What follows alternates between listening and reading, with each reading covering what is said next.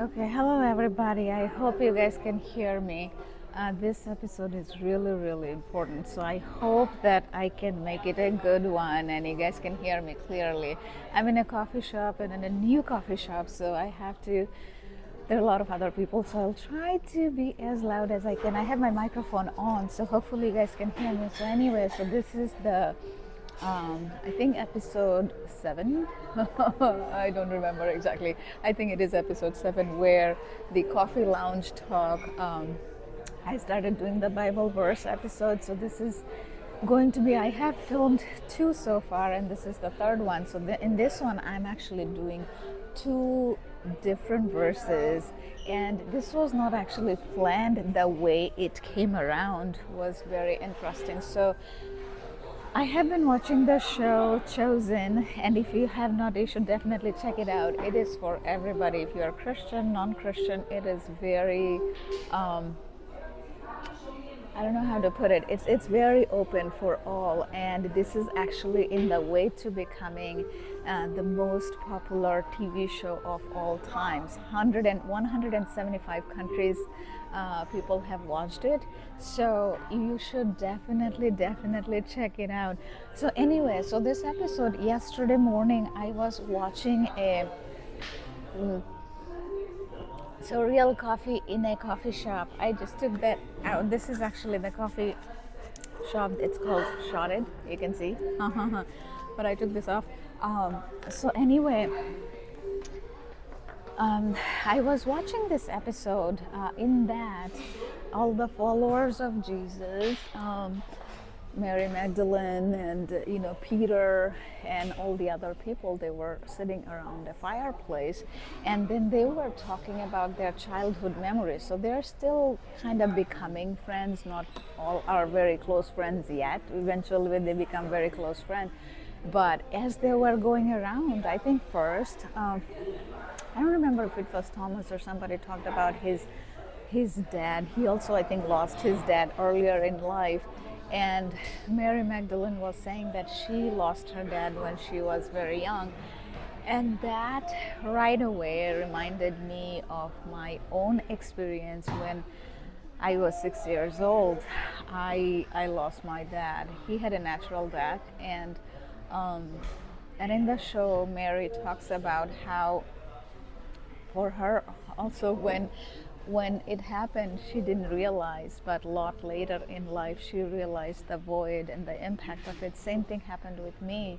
When my dad died at 6 years old, he had a sudden stroke, and he was taken to the hospital, and he was there for 17 days, and he never came back.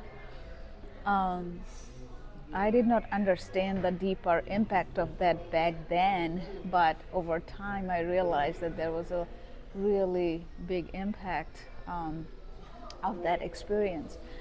So anyway, that kind of put me back in that memory lane, and then I was looking at some Bible verses that will, I don't know, connect with that emotion or something, and that's how I came about this 2 verse, and I figured that I should film it because this is such a treasured experience and memory for me. So let me share the first one with you, and then I'm going to tell the story so you know what I mean by that. So the first one is again, I'll do my funny thing where I do the first the KJV version, again the King James version, which is not does not have a copyright issue, and which is why I read that first, and then I'm gonna also read the World English version.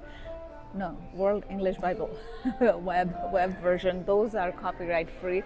If you ever make any video also public, know that if you use other versions like NLT, MSG, NIV, those have copyright. You have some option to use them, but after that there are limitations. But I just don't want to get into the situation of this is okay to use, this is not okay to use. But anyway, without further ado, let me get to that.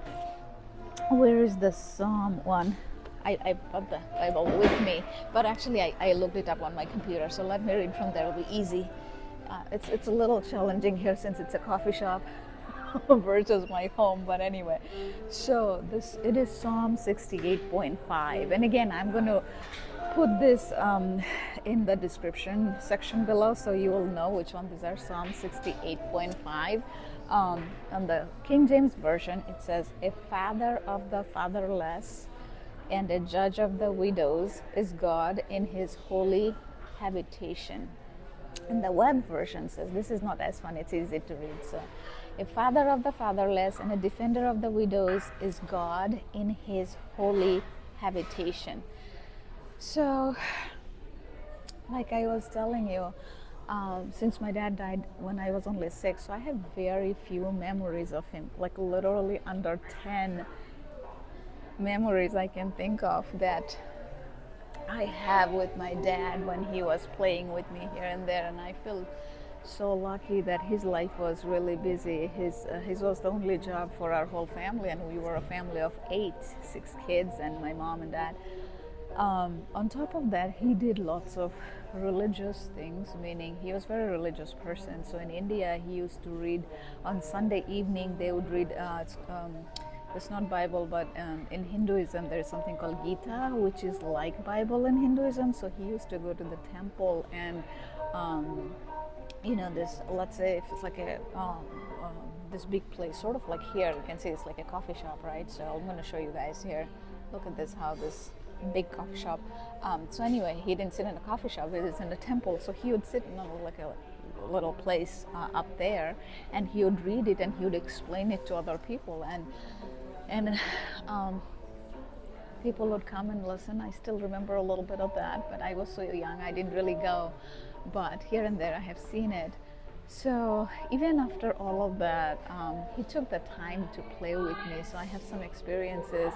And for this one, I will tell you, and this is how you know how life connects, the dots connect, right? So I was about 5 then, I think 5 and a half. And we had this Jesus statue, like made of clay, that we bought from fair. Here in the United States, they have the county fairs, and we had some type of fairs like that. And we bought it from there. I don't even remember who bought it or whatever, but it was in the house. So we had a bunch of pictures, different God's picture, because in Hinduism there are many gods, so we had God's picture. And we had that statue of Jesus. And my dad and I, we were kind of playing I Spy, and I don't remember anything else, just that part of that day when we were playing. He was like, "Oh, I see a man standing there, like, I spy a man standing there. It's like with a crucifixion with his arm out. I'll do it here, but people will laugh at me if I do. But you get the point. So like a crucifixion, like it was kind of this big. I still remember it was this big statue, and I showed him that. And I still remember that. This is such a treasured memory. I was only 5 or something. And yeah. And there was another time right around then. So I wanted to start my school, like first grade. So in my time, there was no kindergarten or anything. So you directly go to first grade, but you have to meet the requirement to get to first grade. So I had some friends around where we lived, our neighborhood, and they were a year older than me. And so since they were going to school, I told my dad that I also want to go to school.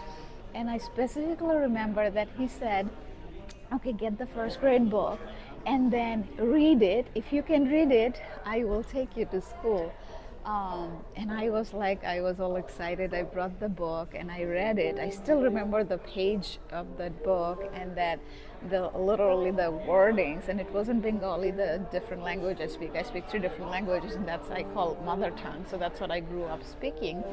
And I read that, and then he said he's going to go take me to school, and he did. And but the thing that it never came to my mind or anything is until I saw the episode yesterday. I was like, what would my dad do if I was not able to read?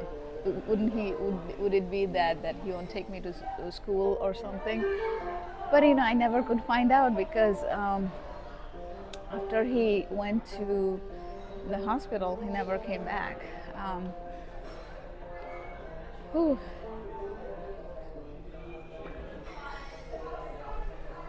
yesterday when I was thinking through making this episode, and I was, reliving those memories, I cried.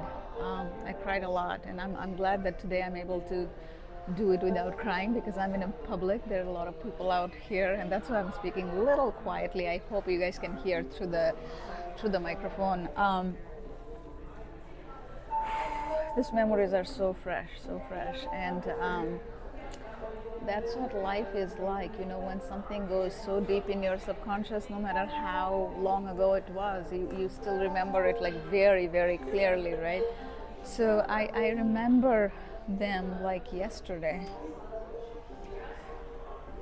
So life had many different things, and so in the last several years, I would say, I don't know, 4 or 5 years, 6, 7 years, I would say, yeah, I had the realization of more of the impact of that void that I had with my dad not being there, and how it could have been or would have been. I don't know. Like, it's not that what I picture would be the story, but I had some strong pull towards that when I go to India, I'm going to go visit his cemetery. And interestingly, I'm in my 40s, and last time when I went to India, I visited his cemetery, which is pretty far away from our home. It was about 2 hours. But 2 hours is not that far from here. In the United States, you can just drive 2 hours, not a big deal. But in India, 2 hours is a big deal because of the road, the commute, because it's farther out where our grandparents used to live. And it's not that easy to go. The commute is not as easy. But anyway, long story short, after my high school days, that was like the first time, my early high school days, maybe I was in 8th grade or 9th grade, like the last one I went there when my grandfather died. After that, I never went there. And I had this strong pull to go there when I'm like 40 something, right? So I go there, and I sat there with those memories, and I cried, and I asked for, I don't know, like because by then I didn't become Christian yet. I was still Hindu, and my belief system was little, I don't know how to explain it. Kind of, I'm Hindu, but I was not too religious or anything. There are many times in life I would have the faith, and then I won't have the faith and whatnot, But anyway, I cried, and I said that, like, I miss him. I miss him. That was April 2023. March 2020. 2020. Hold on. 2023, yes. End of March 2023 is when I went, and then I was there for 2 weeks, and then I came back. And as life would have it, later that year things fell apart, and now looking back, I know how everything has its reasons why things happen and whatnot. And then a year later, so March 2023 is when I went to India. All of this happened, like me going to the cemetery. And then March 2024, a year later, is when I started seeing a lot of Jesus miracles, right? And of course, in the beginning, like if you have seen me talking about it before, for me, it was not an easy switch or anything, because I had different opinion from different people. I mean, I knew it's good, but I didn't have the deeper connection, right? So it's like I would see something, I'm like, okay, it's synchronicity or coincidence, whatever, but I'll look there, and then I'll see again, and then I'll look over. So it's almost like what the experience we're following was like one after another was following me. So I'm like, okay, there has to be a reason why these experiences keeps happening, right? And then after a while, when I saw there are so many miraculous things, then I realized that it was my answer to the prayers, if you want to call it, the words that I had with my dad, if you call that, or how the divine connected all of this together. And I felt that um, that my, I don't know, Jesus is my father, the simplest way to say it. So I felt that pull, felt that connection, and I talked about this to a few people. Some see it for what it is, not of course like the way I see it, and I totally get it. Nobody has lived this life, in which I say a lot of time that nobody will ever get the full story or be able to picture truly exactly what the way you look at things, because all of our journey, 8 billion people have 8 billion unique journeys, so no two people can see the same thing the exact same way, right? But for me, that was the thing. Like, I was, God was my father, and He came back because I was fatherless and I was asking for a father. And,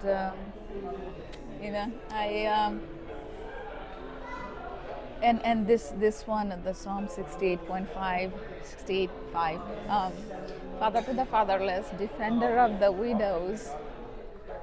It also talks about that, because, so the interesting part I look about there, because his there's those little memories, few memories I have, and I just treasure them so much. And someday I wish, like, they come up with something where you can really go to your past and relive those in a way that you can really sense them. Oh, treasure, real treasured memories, right? I'm pretty sure you guys have that type of memory too. Maybe not with father, maybe with somebody, I don't know, your mom, your grandparents or something. If you feel connected, please comment below. These episodes are all about that, how God's word touches us, right? I did not know that it will move me so deeply when I was watching the episode, and I thought about that. And not only that, because so in India, my dad died early. He was 52 when he died, so it was pretty early.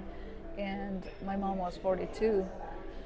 And it's interesting. So the second verse I'm going to share with you is related to that. So I'm going to tell you the story first, and then I'm going to share it's Timothy 4, 2 Timothy 4, 7 and 8, verse 7 and 8. Oh my God, I don't know if I'm saying it right. I guess that because I'm new, so if I don't say it the right way, just forgive me, people, because I'm learning. And as I say, this is not that I'm teaching you guys. I'm learning, and we're just learning Bible in a very fun way, right? So anyway, 2 Timothy 4, verse 7 and 8. So I wrote it down here, the two versions again. Okay, I'm going to read it later. First, let me tell you the story. So my dad, like I was saying, he used to go to the temple every Sunday and read. So he was a very nice and holy man, if you were to say. He, even after he died 20, 30 years later, whenever people would hear his name, people would be like, oh my God, he was such a nice man. He helped me this way, he helped me that way, he also helped that person. So all of these were great, but in our family we have a joke that he used to go help other people more than us, like in the house. Not only that, even with money. My mom, she didn't even have enough sari. Sari is like the outfit. Even though my dad had a decent job, because he would go help others with his money. I mean, looking back, it's like, I think you call it universe, God, or whatever you want to call it. I think that was God's way of preparing my mom to raise all these 6 kids all by herself. Like, my brothers were older when he died. I was 6, but we have a gap with all our 6 siblings. But I was the youngest. But still, it was a thing for my mom to, raise all of us, and all of us, we kind of turned out okay. Not too crazy. So I think it was God's way of preparing my mom. And looking back, And 2 years ago when I went to India, so I asked this question to my mom, and I'm surprised I asked it. I didn't even know exactly why I asked it. She's 78 years old now, so I was like, did you ever lose faith in God? And she said no. And that answer shocked me, really shocked me, because, I have, so she's 78 years old. She never remarried. Because these days in India, people would remarry after somebody, like the partner dies or something, but that was like, a long time ago, late 80s. And so people would look at you in a certain way if you remarry or something like that. My mom is very like modern. I have no idea how she is, because she lived in a small town all her life. She lived in a small town, but because of the society's pressure, I'm pretty sure, so she never even thought of dating. There was no concept of dating back then, because my parents also got married, like arranged marriage. I'm like, she lived a really hard life. My mom is the most resilient person I have ever known. Even if you think of all the self-help people, forget about it. My mom, the life she lived, I can't tell you guys. Looking back, I also see that how I got my resilience. But back then I didn't realize that. But 78-year-old, she never, lost her faith. I'm like, oh my God. I myself have so many times in life, I was angry at God if I didn't get something. Now I feel I have like fully changed. I will never be in that situation. And my faith journey, some of you who come to the channel, you know, even at the beginning of the videos, you would see I have Hindu God, like the picture of Hindu God behind me, and then I had Buddha for a little bit. And then late last year is when I became Christian. But I believe in like anybody, whoever follows whatever religion, it's okay. You don't have to just go one way or the other, right? So it's like, so my dad, he did all of that. He was a nice man, and so in Hinduism there's a concept called moksha, which means liberation. And in Christianity it's almost like a salvation, and so the salvation or moksha or liberation, all of these are similar terms. So in some sense I feel like, and people used to say this because my dad was such a nice man, that so in Hinduism the concept is, if you have not lived a good life, you would come back on earth, which would be a suffering. Like there's a concept of reincarnation, but then if you have lived a good life, then you would be liberated from that cycle of life. And so I believe that because he had lived such a good life, he was liberated. And then from Christianity point of view, maybe he was in heaven. And 2 years ago when I asked said that I miss him, and maybe that's how, I don't know, the outer realm, how it works. And as I say this, I almost get teary-eyed. And since I'm in a public place, I have to be like, there's people sitting right in front of me over there, so I have to be, I can't cry. So it's like, I think God got the message, and he showed up in my life to fill that void. And so I never feel fatherless anymore. I feel that God is there. His presence is there, because my dad is with him.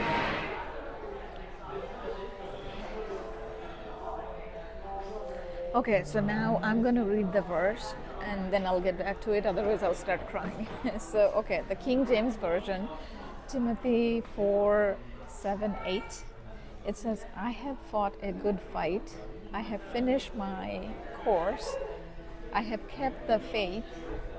Henceforth there is laid up for me a crown of righteousness, which the Lord, the righteous judge, shall give me at that day, and not to me only, but unto all them also that love his appearing.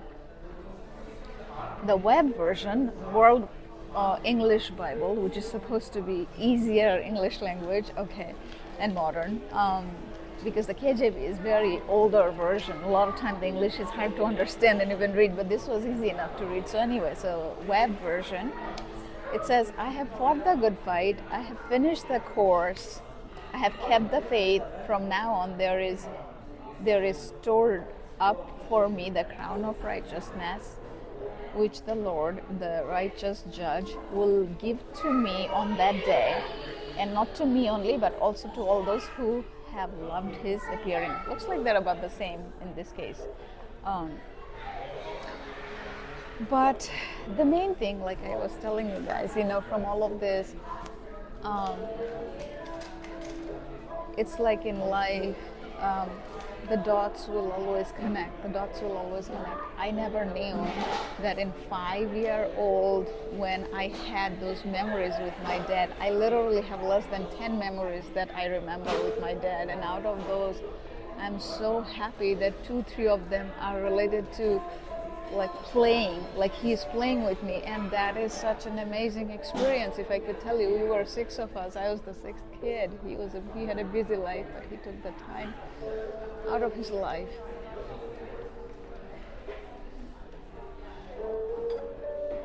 to play with me.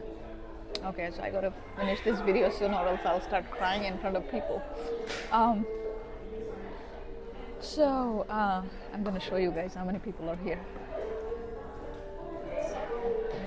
You probably got to see how many people are there. So anyway, I'm going to finish soon, wrap it up, and then I'm going to go walk over there a little bit outdoors. It's pretty nice here, and then I'm going to head home, I think. So, it's 5-year-old, I had that, and then throughout life, there were so many other experiences which I'll cover in another day. It is just unbelievable how the dots in your life will connect. But the thing is, you have to look for the connection, like how the dots are connected, because you can have one blue thing here and the next blue thing here and the next blue thing here, like a blue ball. But if you are not looking for the blue balls, you are not going to see it. I don't know why I said blue ball, maybe because of my blue water bottle, but the point is you get what I'm saying, right? So if the point is, if you are not looking for it, you will not be able to see that, so you will not be able to connect it, first thing. And the second thing is, what I figured, you have to really ask God what you want. I almost feel like that 2 years ago when I went to my dad's cemetery, when I asked and when I said I miss it, like, in some way I said, like, please show up in my life. And that's when God showed up as my father. So whatever you are looking for in life, you got to ask for that. And there is another verse, I think it's maybe Jeremiah 33 or 33:3. Sorry, don't quote me. I think something like that. And I'm thinking to make a Bible verse episode around that too. And I'm going to be making it because that also had a story, like literally, like how I saw that episode. This came into existence a couple weeks ago. That also happened with that verse. So anyway, that was coming to my mind. So that'll be the next one. But anyway, 2 things if you want to remember from this. One is, look for the dots in your life. You will be able to connect. And I can tell you there is more dots out there. And now I'm more openly looking at it, so I can spot it easily. Because, it brings so much peace, and you know that you are not alone no matter what goes on in your life, right? And it's not about alone or loneliness with people, your friends and stuff. It's like when you have that connection with that higher power, it is, I cannot explain it to you in words, the peace, the inner peace that comes with it, no matter what you have in your life. Nothing else can feel that way, right? So look for the dots so that you can connect. And the other part is, what was the other one? I forgot. There's like so many people talking. Look for the dots and ask for it. Without asking, God doesn't act, because we have a free will. Whichever religion you follow, ask what you want and you will get it. Bye.